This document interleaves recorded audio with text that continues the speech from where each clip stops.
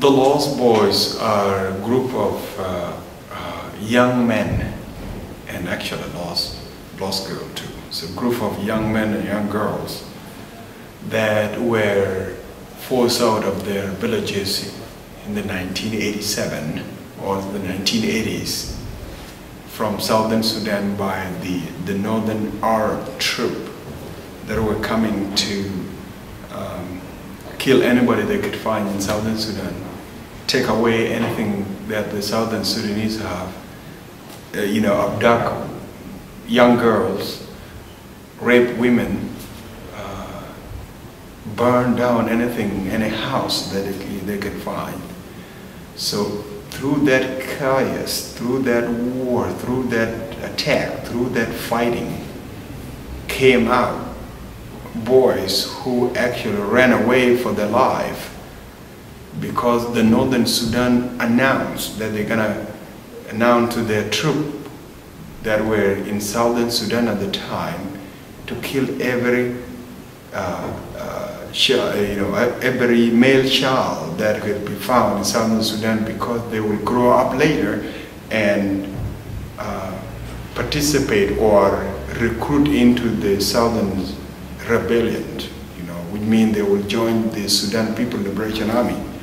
So if you kill them while they're still young, then you are reducing a number of recruits that will join the SPLA later, Sudan People Liberation Army later.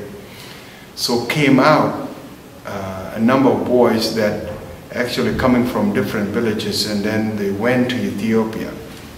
Somehow, those who survived the journey from their village to Ethiopia converged in a place called Panyado, a refugee camp. At the time, I was 12 years old, but I was taller than the other boys, so I was in charge of some boys. So we've been taking care of ourselves in Kakuma in Ethiopia, which is called Panyado refugee camp, for about 4 years. During that time, many died because of thirst, because of hunger, because of attack by wild animals such as lions, hyenas, and many of us died because of being attacked.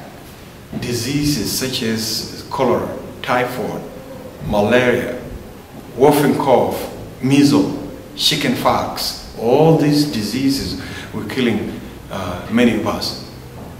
I remember in our own group, 2 or 3 boys dying every day. We could go and bury their bodies somewhere so that we can give our brothers dignity. You can come back tomorrow to bury the bodies of some more. You could find the bodies of those you buried yesterday eaten by hyenas or other wild animal at night. So you guys were watching out for each other in the camp. There was no one taking care of you. That's correct. But although there were some adults, one adult was in charge of 2,400 boys. Oh. Like if that adult is a woman, then those were like her children. Right. 2,000 children. I mean, that's a lot. Right. So basically, we were taking care of ourselves. Older boys, like I was, we took care of the younger one. So that we, that's how we raise ourselves. At the time, I need help. Of course, I had some needs to be fulfilled. But because of that situation, I was not able to actually pay attention to what I need, but to what the younger boys need at the time. I remember saying, telling them, today is bad, maybe tomorrow will be good, It's trying to give hope to them. That's how we live in Ethiopia, in Panyado refugee camp, until 4 years later we were again forced out of that area. Was there a civil war in Ethiopia as well? That's correct. There was a Ethiopian rebel based in Northern Sudan, and so once once they were successful in toppling or overthrowing that government that was good to us, this new government, which is the current government of Ethiopia today, didn't want us to live there. So they gave us 7 days to leave their country. As we were moving back to Southern Sudan, it was just terrible. Many of us killed, others drowned in rivers, others eaten by crocodiles, others shot and killed, others lost, others captured. We moved back to Southern Sudan and we stayed in a place called Pochala. Pochala was controlled by Sudan People Liberation Army, and this group were very nice to us. They help us, the SPLA help us and support us. Actually, they help us with food. But all of us together being bombed every day by the Sudan army, the Northern Sudanese, the Arab in the north.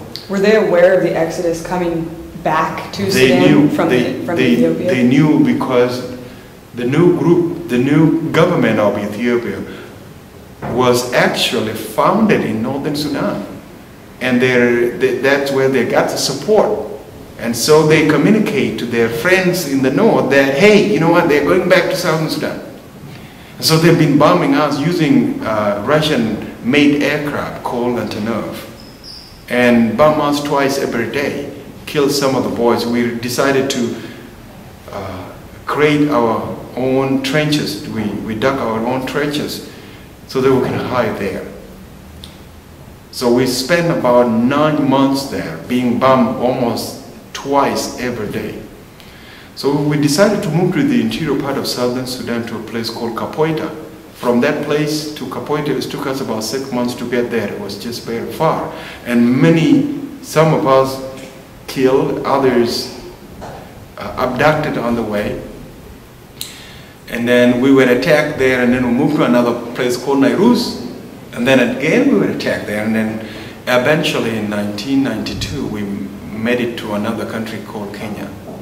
So coming to Kenya was good because the government of Sudan actually were not allowed to send their troop into Kenyan territory.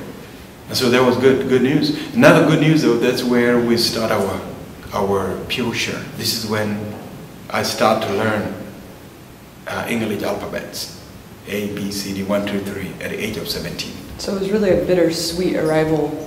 I mean, you lost so many along the way. Correct. Those who were unfortunately not lucky died. And those who were lucky, including myself, we made it to to Kenya. And we stayed in Kenya for 9 years, almost 10 years. And then in 2001, we were granted asylum to come to the United States of America to start our life here. We came here and start our life. And that's why I am here. Right. And that's why, my home now is Syracuse, New York.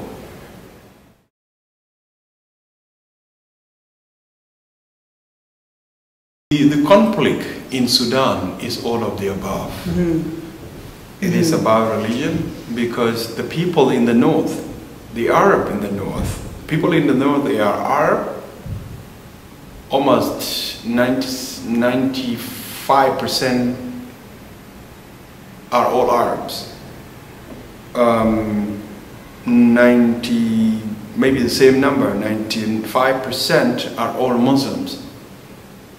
And so, whereas in the south, where I came from, 98% are all Christians, whereas everybody is 100% all African, black African. So it's that reason why they were fighting. It's about economy, because the people in the north exploited oil from the south and take it to the north. And now you see Northern Sudan and Southern Sudan are completely, they don't look like the same country. Mm-hmm. The north is built and is developed and it's a great, vibrant economy, and so it's doing very well. Whereas in the south is at the Stone Age image. There is no building. The only the only paved road in Southern Sudan, it could be about 50 miles in the entire country of Republic of South Sudan that was just declared independent. It is only 50 miles in the entire, but that 50 miles is within the capital city. Wow. Other than that, there is nothing. It's a dirt road, very bad road. There are no clinic, there are no hospital, there are no school, there's nothing. You can't see any civilization at all. So that neglect forced the people of Southern Sudan to actually claim, you know, maybe want to get their right. It is anything you could think of. That's why I'm saying it's all of the above. The war that is being fought in Southern Sudan between North and South is always all of the above. So eventually, 3 days ago, the Republic of South Sudan became independent. And that is a great thing, and happened after many people lost their life. There's 2.5 million lives lost through that war. And now, you know, although they died, they didn't die in vain. Now that the country is split into two, the Southern Sudanese now will no longer be considered as a second-class citizen in their country. They will no longer be cheated, they no longer be persecuted, they no longer be neglected, you know. Our voice will be heard. With those things, you know, are not good. You can be a Muslim, that's okay. You can be Christian, you can be whatever you want. But don't impose your belief on other people. And don't let your belief become a prerequisite for you to get to a position or to move or to progress. So that's their way of trying to keep Southerners down, will not progress, will not go anywhere by denying them to advance in academic program. So there was total political domination with the Muslim faith. Correct. It's all, everything is all of the above. Yeah. It's dominating them, dominating the Southerners, didn't want Southerners to go anywhere, deprived them from, you know, enjoying equal opportunities that the rest of the people in Sudan enjoy.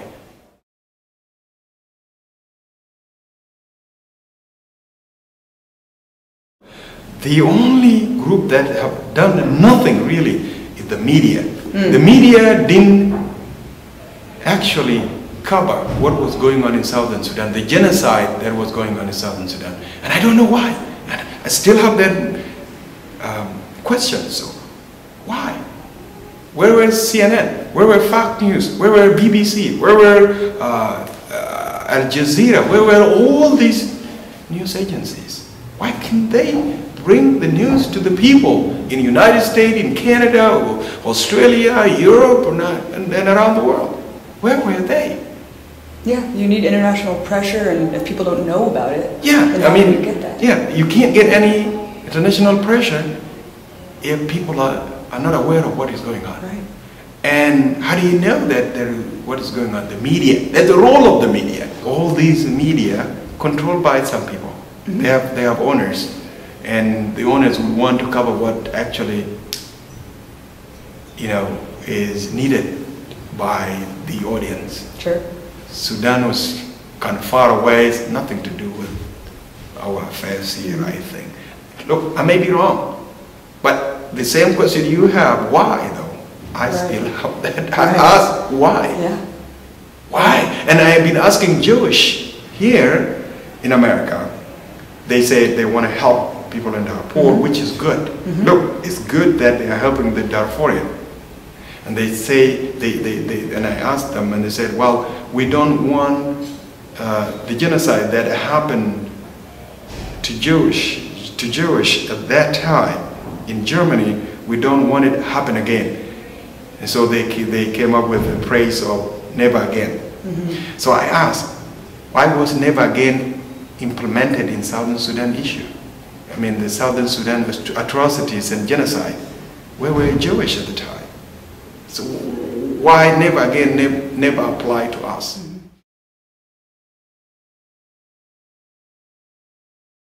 It was just like going to the moon, and you never know who you're going to find there.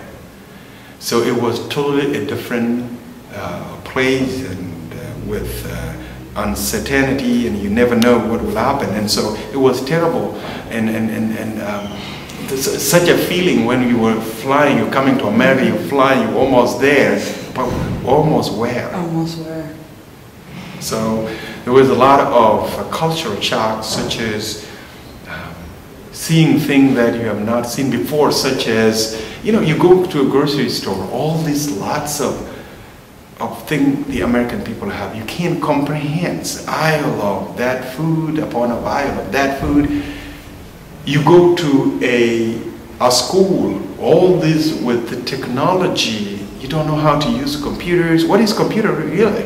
What is it? To try to wrap your mind around it, the computer thing, how you do it, how you click all of this. It was just something that was unbelievably foreign to us. And so many things. Seeing women driving cars, or driving buses. I have never seen that before. And seeing people are just kind of you know, do things quickly. The speed with things were done in America was just so amazing. You know, the weather, it was just cold. In Syracuse, New York, it's just very cold. It's a big difference coming from Africa. Yeah, I mean, seeing water turning into rock. Water turning into rock, you know, literally the water cube, the ice cube is just like a rock. How can water turn into a rock? Or turning into powder in terms of snow, you know, water flying into like it was unbelievable. But then I said, okay, now I'm in America. What can I do? I have to give back. The thing that I've been getting from America, such as going to school, getting financial aid, getting a job, have a good place to stay, never worry about Arab coming to kill us, secure place, in other words. Then I said, I want to do something. That's why I was able to decide that I built a medical clinic in Southern Sudan. It's called Duk Boy Clinic. We started running it in May 2007 until today. We had over 800 mothers gave birth at the clinic. These are the first women ever being seen by a nurse, by a midwife, during their pregnancy and during their delivery. These are the first children that will have birth certificate. They will know their birth date. They will celebrate with the entire world. With the entire world, they celebrate their birth date when they come, when those dates come. For us, when we came to America, we were given one birthday, 1st of January. So we didn't know when we were born, because we've never been born in any medical facility setting. So we have done that at that clinic. We are doing blood bank at the clinic. We have high-speed internet. We are doing nutrition. We are doing what we call EPI, which is Extended Program on Immunization, which means we have power 24/7. We are doing HIV/AIDS, we are treating malaria, we are treating tuberculosis. We depend on volunteers. If you look at our payroll now, you can see only 2 people being paid. I mean, that there are people that on our payroll in here. Why? Because we want to make sure 90% must go to the work in Sudan. Just look at what I'm talking about. Learn from what we are doing. You want to support us, continue to support us. You want to support us in the way that you want to spread the word, go ahead, do that. You want to support my other work because I formed 4 organizations. I'm now running 2. The second one to the John Dau Foundation is Southern Sudan Institute to do agriculture, peace and reconciliation, and education.